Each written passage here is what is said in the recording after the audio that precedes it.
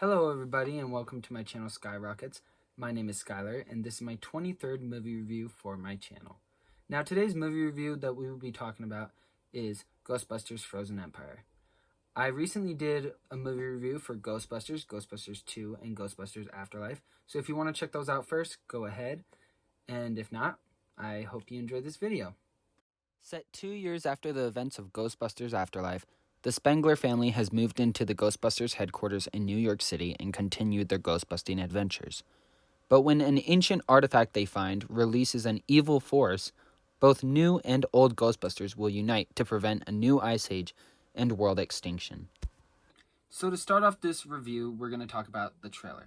Now, when I first saw the trailer, I was really excited because we see the old Ghostbusters teaming up once again with the new Ghostbusters, which is exciting to see them all together again.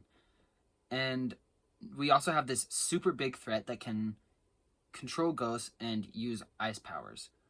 And also we see New York City frozen over, and we see Slimer. That's exciting because we got nostalgia, we got new threats, we got New York City frozen over. Sounds like a great story, am I right?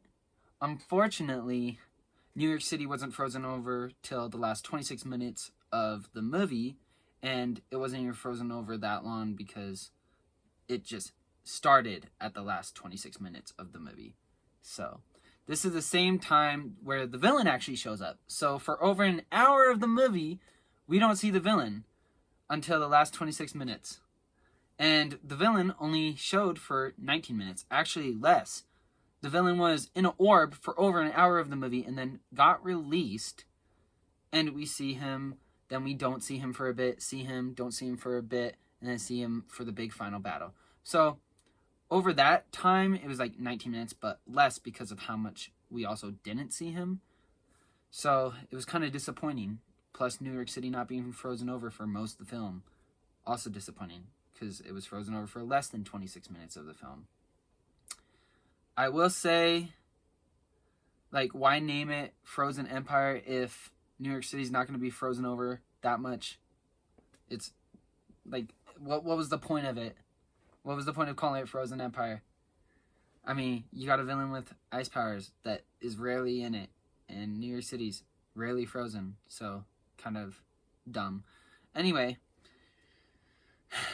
I did like the villain, at least. The villain was probably the biggest threat that Ghostbusters have ever faced, because they had to team up with the new Ghostbusters, and their proton packs wouldn't even work against this thing. They had to think outside the box. So, this villain was really powerful, and also cool looking, and had a great story to it. So, I did like that. I love the villain. It's the funniest Ghostbusters because it made me laugh more than the others, and honestly, I'm hard to make laugh in general, so that's another good thing it had going for it. And then the soundtrack was good, the cast and acting was good because, you know, they were in all the other ones pretty much.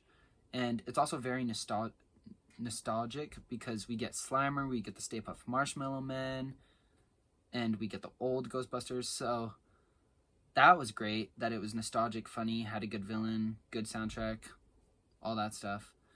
But the slow build-up leading to the villain actually showing up, it was too slow. I felt like they should have made it more entertaining. And they tried to because they were throwing in a bunch of old ghosts and new ghosts to try and keep us entertained while we waited for the main villain. So they tried, but it wasn't enough, in my opinion, at least for me. I mean, I still somewhat enjoyed the movie, but it just could have been better, is what I would say. Yeah. But also the equipment and special effects were amazing. I love the new equipment, like the drone trap, and then we got the side cart with a proton pack on it. That was really cool. But overall, I give this movie 6 out of 10 stars. Now, even though the equipment, special effects, soundtrack, cast, acting, and humor were good, it's just the story that really didn't fit for me. And I was expecting a lot more. And another thing that bothered me was some stuff I saw in the trailer that wasn't in this movie. I was actually hoping would be in the movie. So I was disappointed with that. And if you think you're going to walk into this movie and then walk out freezing to death, you are wrong. because it is basically summer for most of the movie, so you're mostly going to be walking out of the movie sweating to death. Anyway, that's the end of my movie review. I hope you enjoyed this video, and if you did, please like and subscribe down below. If you didn't, then maybe you'll like one of my other videos, so go check out my other movie reviews, and if you like those, please like and subscribe down below. Anyway, I will catch y'all with the next flick. There we go, that's better.